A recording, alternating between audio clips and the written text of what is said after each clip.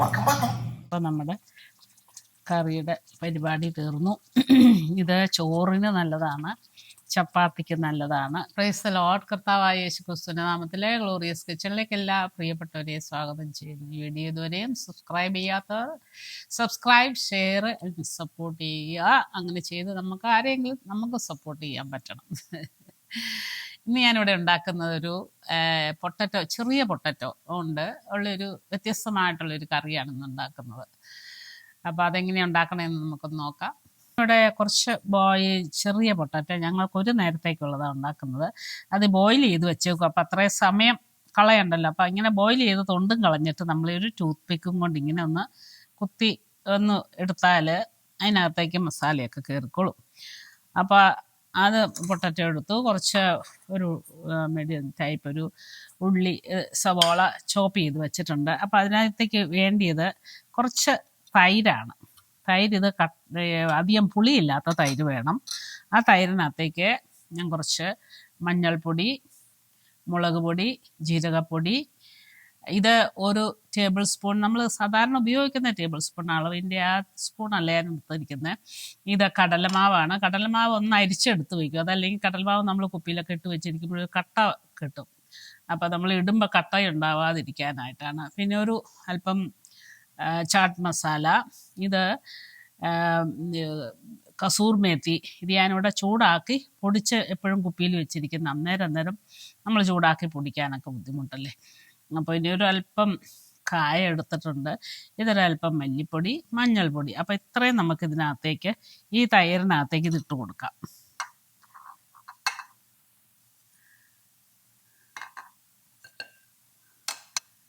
അപ്പോൾ ഇതൊക്കെ ഒന്ന് മിക്സ് ചെയ്ത് വെച്ചിട്ട് നമുക്ക് ഉള്ളിയൊക്കെ വഴറ്റാം.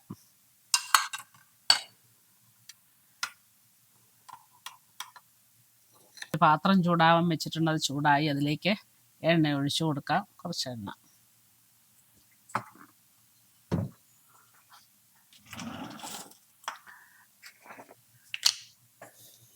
എണ്ണ ചൂടാകുമ്പോഴത്തേക്ക് അതിനകത്തേക്ക് നമുക്ക് ഒരല്പം ജീരകം, ഒരര ടീസ്പൂൺ ജീരകം ഇട്ട് കൊടുക്കാം.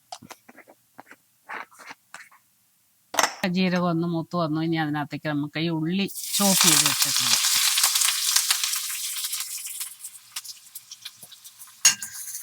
ഇതൊന്ന് വഴന്ന് വരട്ടെ. ഉള്ളിയൊക്കെ വഴറ്റാനായിട്ട് അടുപ്പയിൽ കിടക്കണു. അതുപോലെ തന്നെ ഇതിപ്പോൾ തൈര് പൊടികളെല്ലാം ചേർത്ത് ഞാൻ മിക്സ് ചെയ്ത് വെച്ചിട്ടുണ്ട്. അപ്പോൾ ഇനി ഉള്ളി വഴന്ന് വരുമ്പോൾ ബാക്കി പണി നമുക്ക് ചെയ്യാം. അപ്പോൾ അതോടൊപ്പം തന്നെ നമ്മുടെ ആത്മീയ ഭക്ഷണം എന്താ നിങ്ങളെ ഒന്ന് ചിന്തിക്കാം. റോമർ 8:15 അതിന് ഇപ്രകാരം പറയുന്നു: നാം അബ്ബാ പിതാവേ എന്ന് വിളിക്കുന്ന പുത്രത്വത്തിൻ്റെ അവകാശം അത്രയും പ്രാപിച്ചിരിക്കുന്നത്. ഇന്ന് നമ്മൾ ലോകപ്രകാരമുള്ള നമ്മുടെ മാതാപിതാക്കളെ നമുക്ക് എത്രമാത്രം സമ്പാദിച്ചാലും എന്തെല്ലാം സന്തോഷങ്ങൾ തന്നാലും അതെല്ലാം കുഴിമാടം കൊണ്ട് അവസാനിക്കുന്നതേ ഉള്ളൂ. എന്നാൽ നമുക്ക് സ്വർഗീയ പിതാവിനെ നമുക്ക് അബ്ബാ പിതാവേ എന്ന് വിളിക്കാനുള്ള പുത്രത്വത്തിൻ്റെ അവകാശം പ്രാപിച്ചാൽ നമ്മുടെ മരണാനന്തരം നമ്മുടെ നിത്യജീവനിലേക്ക് നമ്മളെ കർത്താവിൻ്റെ കൂടെ എന്നും വസിപ്പാൻ തക്കവണ്ണം അത് ഇടയാക്കി തീർക്കും. ഇന്ന് എന്നെ കേൾക്കുന്ന ആരെങ്കിലും ആ അബ്ബാ പിതാവേ എന്ന് വിളിക്കുവാനുള്ള പുത്രത്വത്തിൻ്റെ അവകാശം പ്രാപിച്ചിട്ടെങ്കിൽ തീർച്ചയായും ആ അവകാശം പ്രാപിപ്പാൻ തക്കവണ്ണം ദൈവം ഇങ്ങനെയുള്ളവരെ സഹായിക്കട്ടെ എന്ന് പ്രാർത്ഥിക്കുന്നു. വഴന്നു വന്നിട്ടുണ്ട്, മൂത്ത് വന്നു. അപ്പോൾ അതിലേക്ക് ഞാൻ ഒരല്പം മഞ്ഞൾപ്പൊടിയും കൂടി ഇട്ട് കൊടുത്തു. ഇനി അതിലേക്ക് ഒരു ടീസ്പൂൺ, കാരണം ഇത് ജിഞ്ചർ ഗാർലിക് പേസ്റ്റാണ്. ഇതിവിടെ ഞാൻ അരച്ച് വെച്ചിരിക്കുന്നതാണ്. ഇങ്ങനെ അരച്ച് വെച്ചാൽ എത്ര മാസം വേണമെങ്കിലും ഇങ്ങനെ കളർ പോകാതെയൊക്കെ ഇരുന്നുള്ള ജിഞ്ചർ ഗാർലിക് പേസ്റ്റ്. ഇതിപ്പോൾ നമ്മൾ സാധാരണ വീടുകളിൽ എടുക്കുന്ന ടീസ്പൂണാണ്. അപ്പോൾ അതിനിങ്ങനെ ഹീപ്പായിട്ടുള്ള ഒരു സ്പൂൺ ഇട്ട് കൊടുത്തു. അപ്പോൾ അതൊന്ന് ആ പച്ചമണം ഒന്ന് മാറട്ടെ. അപ്പോൾ ഇതിന് ഞാൻ ഉപ്പൊക്കെ ഇട്ട് ഉണ്ടാക്കി വെക്കുന്നതാണ്. എൻ്റെ വീഡിയോയിലുണ്ട്, ഞാൻ നേരത്തെ അപ്ലോഡ് ചെയ്തതാണ് ഈ ജിഞ്ചർ ഗാർലിക്ക്. എത്ര നാൾ വേണേലും ഇങ്ങനെ കളർ കൂടാതെ അങ്ങനെ ഇരുന്നോളും. അപ്പോൾ ഇതൊന്ന് പച്ചമണം മാറുമ്പോഴത്തേക്കും നമ്മുടെ യോഗട്ട് മിക്സ് ചെയ്തത് വെച്ചത് ഒഴിക്കാം.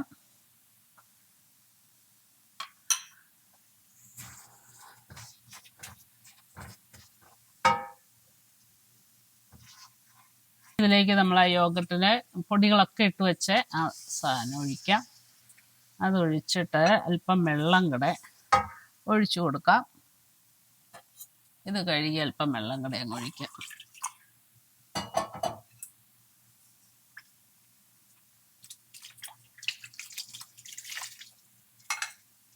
ഇത് ഇവിടെ കിടന്ന് നന്നായിട്ടൊന്നങ്ങ് തിളച്ച് വരുമ്പോൾ നമ്മുടെ പൊട്ടറ്റോ ഇട്ട് കൊടുക്കാം.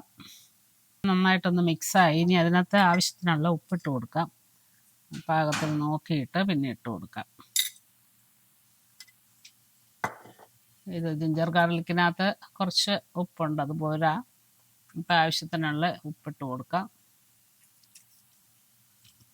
ഇപ്പം ആവശ്യത്തിനുള്ള ഉപ്പായിട്ടുണ്ട്. ഇനി നമുക്ക് അതിനകത്തേക്ക് പൊട്ടറ്റോ, നമ്മൾ വേവിച്ച് വെച്ചിരിക്കുന്ന പൊട്ടറ്റോ ഇട്ട് കൊടുക്കാം.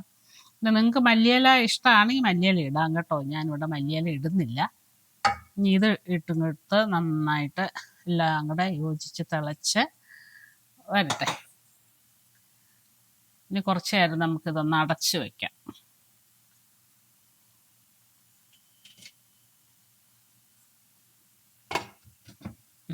ഇപ്പോൾ പൊട്ടറ്റോ ഒക്കെ ഇട്ടിട്ട് ഒരു 10 മിനിറ്റ് ആയി കേട്ടോ, മീഡിയം ഫ്ലെയിമിലിരിക്കുന്നത്. ഇപ്പോൾ അതിൻ്റെ ചാറൊക്കെ പാകത്തിന് നന്നായിട്ടായി വന്നിട്ടുണ്ട്. ഇനി അതിലേക്ക് നമുക്ക് അവസാനമായിട്ട് ഞാൻ 2-3 പച്ചമുളക് വളർന്നതാണ്, നല്ല ഫ്രഷ് കറിവേപ്പില. നിങ്ങൾക്ക് മല്ലിയില വേണമെങ്കിൽ ഇടാം.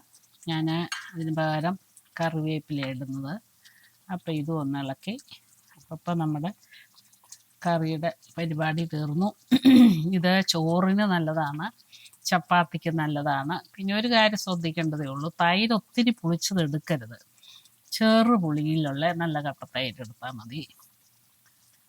അപ്പോൾ ഇപ്പം എല്ലാം നല്ല പാകത്തിന് ഇരിക്കുന്നു. അപ്പോൾ നമ്മുടെ നല്ല പൊട്ടറ്റോ കറി റെഡി ആയിട്ടുണ്ട്. ഈ പൊട്ടറ്റോ ഇത് കാണുമ്പോൾ തന്നെ നിങ്ങൾക്കും ഇത് ഉണ്ടാക്കാൻ തോന്നും, നല്ല രുചിയാണ്. അപ്പോൾ ഈ പുതിയ വിഭവം നിങ്ങൾ ഉണ്ടാക്കി നോക്കുക. വീണ്ടും നമ്മൾ കണ്ടുമുട്ടും വരെയും കർത്താവിൻ്റെ വിസ്താരമറിയ ചെറുകനടിയിൽ നമ്മെ എവരെയും കാത്തു സൂക്ഷിക്കട്ടെ എന്ന പ്രാർത്ഥനയോടുകൂടി നന്ദി.